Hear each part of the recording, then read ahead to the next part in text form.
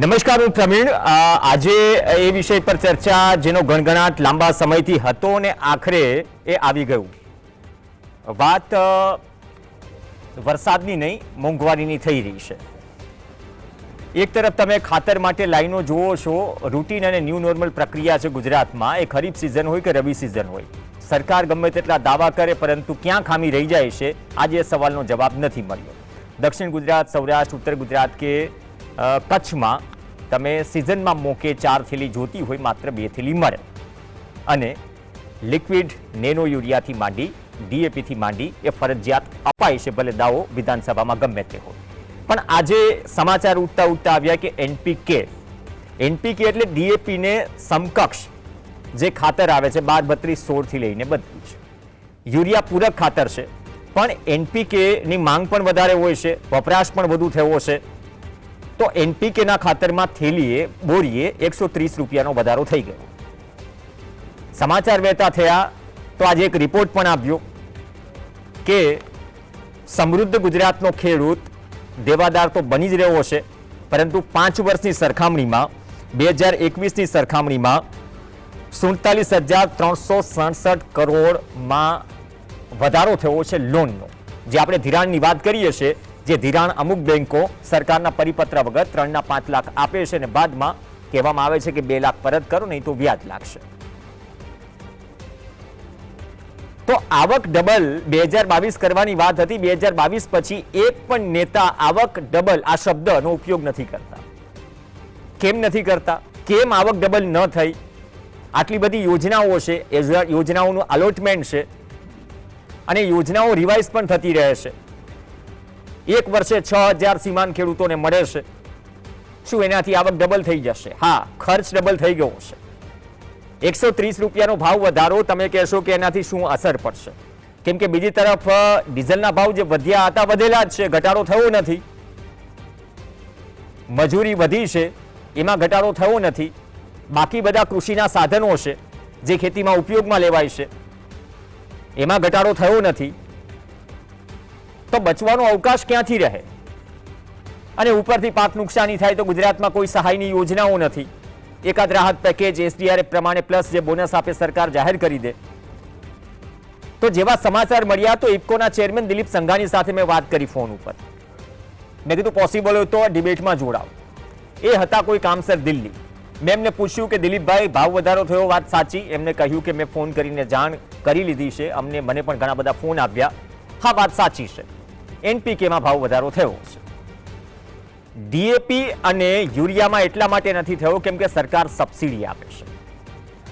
અને એક વાત એ પણ છે કે સબસિડી સમય સાથે સરકારે વધારી પણ છે.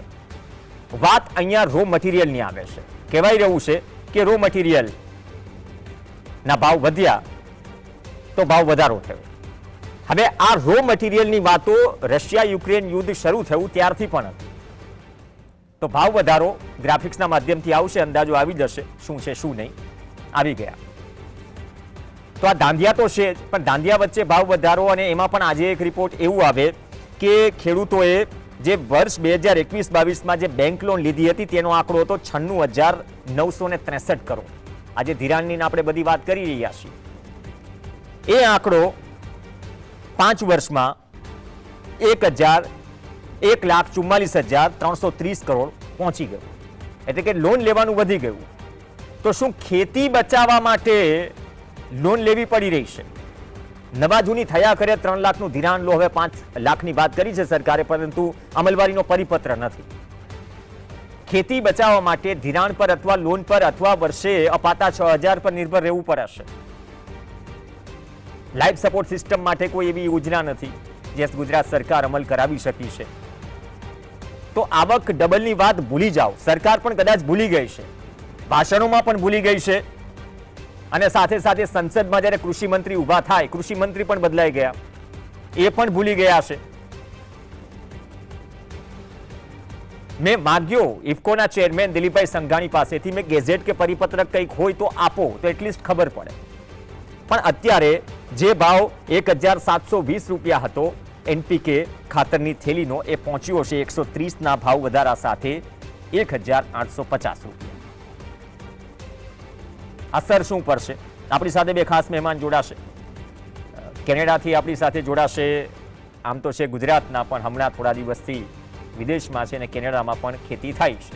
મધુભાઈ ધોરાજી આપણી સાથે જોડાશે, પૂર્વ કૃષિ અધિકારી છે. નાગજીભાઈ ભાયાણી જોડાશે. થોડો ટેકનિકલ ઇસ્યુ છે, નાગજીભાઈ ભાયાણી પણ હમણાં આવશે. મધુભાઈ, આપથી શરૂઆત કરીએ. થોડો ગણગણાટ સંભળાઈ રહ્યો હતો મધુભાઈ, આખરે 130નો ભાવ વધારો આવી ગયો.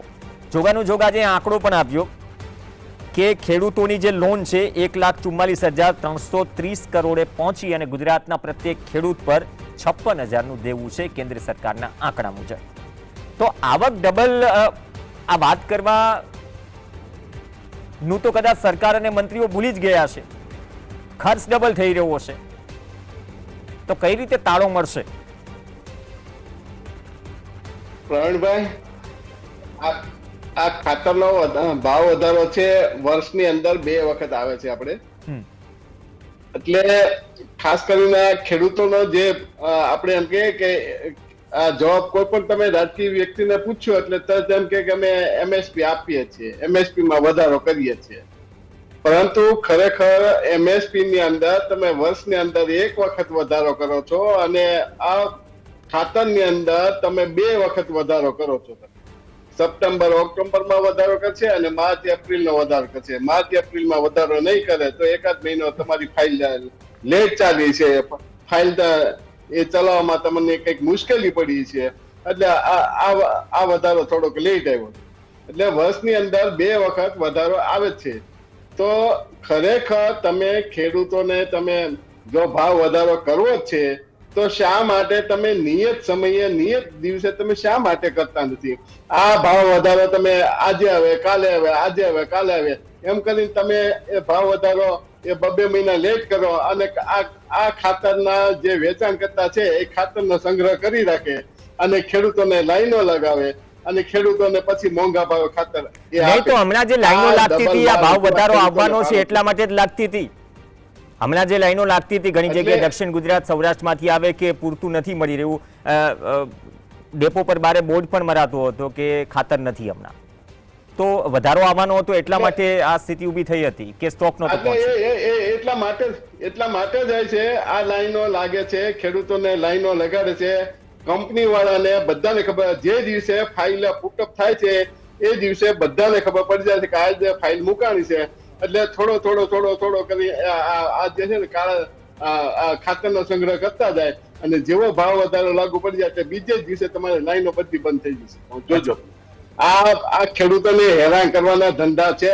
હમણાં ગઈકાલે કોઈ રોડમાં ખાડા પડી ગયા હતા ને એટલે એમ કીધું હતું કે આ બધા ભ્રષ્ટાચાર કરનારાના છે ને કેન્સર થશે. તો ભાઈ આ ખેડૂતોને તમે હેરાન કરો છો. ખેડૂતોને હેરાન કરવામાં આ ગુજરાતમાં આજે કેન્સરમાં પહેલા નંબરે છે. તમે વિચાર તો કરો, થોડુંક તો વિચારો તમે, આમ થોડુંક તો ખેડૂત ધર્મ તમે રાખો. તમે આ ખેડૂતોને હેરાન કરવાનું તમે બંધ કરો એટલે બધું સારું થઈ જાય. તમારે એક બાજુ તમારે નવી યોજનાઓ આવી છે, એ કાગળ ઉપર નવી યોજનાઓ બધી લાવે છે અને પછી જે તમારે અમલ કરવો નથી.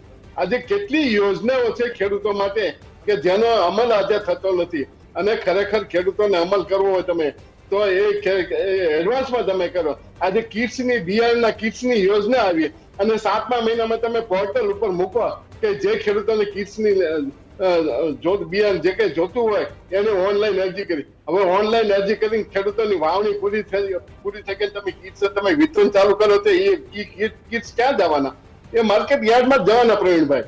એટલે આવા ધંધા મહેરબાની કરીને બંધ કરો અને ભ્રષ્ટાચાર આજે છે ગામડા કક્ષા સુધી ભ્રષ્ટાચાર પહોંચી ગયો. જ્યાં સુધી કંપની લેવલે એ ભ્રષ્ટાચાર હતો ત્યાં સુધી કદાચ ખેડૂતોને ઓછી હશે, પણ આ છે ગામડા લેવલ સુધી છેક સુધી ભ્રષ્ટાચાર પહોંચી ગયો છે. એને ખરેખર એ બંધ કરવાની જરૂર છે. ના, એ તો એ કમ્પ્લેન કે ફરિયાદો મધુભાઈ આવે છે, પણ કદાચ દર વર્ષે એમ થાય 2 વખત ભાવ વધારો થાય એટલે એ સામાન્ય બની ગયું છે. નાગજીભાઈ ભાયાણી, હમણાં મોસમ ચાલુ છે, વાડીએથી જ આવ્યા જ્યારે 5:30 વાત થઈ, લગભગ ટ્રેક્ટર કે બળદગાડું જે હોય જોડતા હશે કે ઘરે પહોંચીને જોડાવ, તો એનપીકેમાં 130 રૂપિયાનો ડોઝ આવી ગયો છે ભાયાણી સાહેબ. અને બીજું આજે આંકડા આવ્યા હમણાં તો તમારા વિસ્તારમાં જ ધિરાણવાળી વાત હતી, 3 લાખના 5 લાખ આપી દીધા, પરિપત્ર નથી થયો અને બાદમાં 2 લાખ પરત કરવા માટે પરિપત્ર કરી રહી છે બેંક, ડિસ્ટ્રિક્ટ બેંક. તો આમાં મેં ઇફકોના ચેરમેન સાથે પણ વાત કરી. હવે આમાં થઈ શું રહેવું છે? આ રો મટીરિયલની વાત થઈ રહી છે અને દક્ષિણ ગુજરાતમાંથી ખેડૂતો કહી રહ્યા છે, ખેડૂત આગેવાનો, કે નહીં તમે યુરિયા અને ડીએપી ની જેમ તમે એમપીકેમાં પણ સબસિડી આપો, પણ આ ભાવ વધારો તો યથાશક્તિ પ્રમાણે છે. હવે યથાશક્તિ આમાં કેટલી છે? ભાવ વધારામાં અસર શું પડશે? કેમ કે તમે તો 12 મહિનાની 2 સિઝનની 2 મોસમની ગણતરી રાખો છો, તમે વધારે સારી રીતે સમજાવી શકશો. જીએસટી નો આભાર માનું છું મને આમાં આપની ડિબેટમાં જોઈન કરવા માટે. હવે આ ખેડૂતોને તો કેવી રીતે જીવવું એની કઈ સમજણ પડતી નથી સાહેબ. એટલા બધી સમસ્યાઓનો સામનો કરવો પડે છે. આ એક નવી સમસ્યા સામે આવી ગઈ હોય, હવામાનના સામના, તમે જુઓ તો પ્રદૂષણના સામના, પાકની પેલી હવામાનના હિસાબે પાક ફેરવી દેવાય એના સામના, રોગ જીવાતના સામના, ઘરે આવે તો બીજી આ ભાવ વધારાનો. હું તમને કહું ભાવ વધારો શા માટે ભાઈ? અત્યારે મહિને 2 લાખ કરોડની સરકારને જીએસટી ની આવક છે.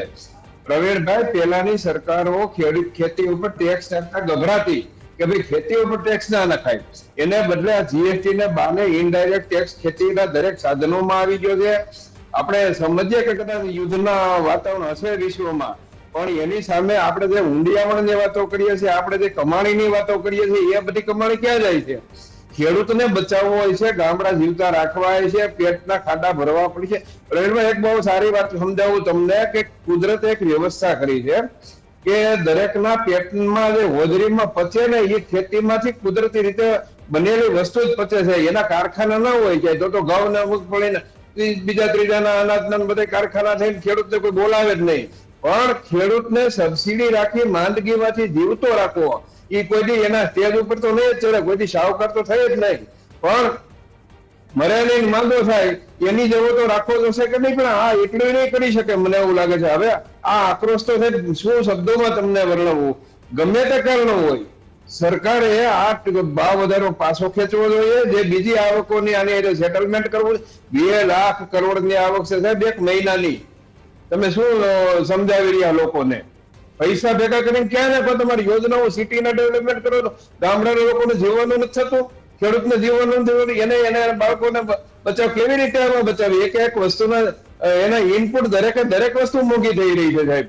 અને એમાંથી કઈ નફો વધવો છે? બજાર ભાવ જોવો તો 15 વર્ષ 10 વર્ષ પહેલાના બજારમાં મળે છે. શા માટે ભાઈ? અને ખરીદીની બહુ મોટી બુમરેંગો કરવામાં આવે છે, બુમરાણો મચાવવામાં આવે છે. ખરીદી 5%, ફક્ત 5 ને 5% જ ખરીદી થાય છે સાહેબ. ટોટલી મને ખબર છે 22 લાખ કરોડની કોમોડિટીનું પેદાશ થાય છે ભારતમાં. એમાંથી ફક્ત 5% ખરીદીમાં, બાકીના 95%નું શું થતું છે બજારમાં? કઈ આવક હશે? અને એમાં એના ઇનપુટ તમે વધારો. અરે સાહેબ, ગમે એ આપણે પોર્ટલ ખોલીએ ને તો એ પોર્ટલ માની લો કે ખેતીના સાધનો લેવા છે ખેડૂતોને, તો એ બજારમાં લેવા જાય તો સસ્તા પડશે. સબસિડીની જાળમાં ફસાય તો એ ખેતીની જાળમાં ફસાશે ને તો એને બજાર પેલા કરતા મોંઘા પડશે. એટલે આ બધી મારે આગળના વખતે વાત કરી ભ્રષ્ટાચારની. હવે આની કઈક સીમા રાખો ભાઈ, પૈસા ભેગા કરવાની, કઈક લોકોની સેવામાં વાપરો અને જીવતા રાખો. પ્રવીણભાઈ, આ સરકારને મારા શબ્દો તમે પહોંચાડજો યાર. ઓકે, તો સવાલ ગંભીર છે અને આના વચ્ચે સંસદમાં ચર્ચાઓ પણ ચાલી રહી છે. અપેક્ષા રાખીએ. એક નાનકડા બ્રેક માટે રોકાઈશું. બ્રેક બાદ ચર્ચા આગળ વધારીશું, કેમ કે આ સવાલો સંસદમાં પણ પૂછાવા જોઈએ. જે પૂછાય છે પણ જવાબ જે મળે છે એનાથી નીચે કોઈ અસર પડે છે. રોકાઈશું બ્રેક માટે.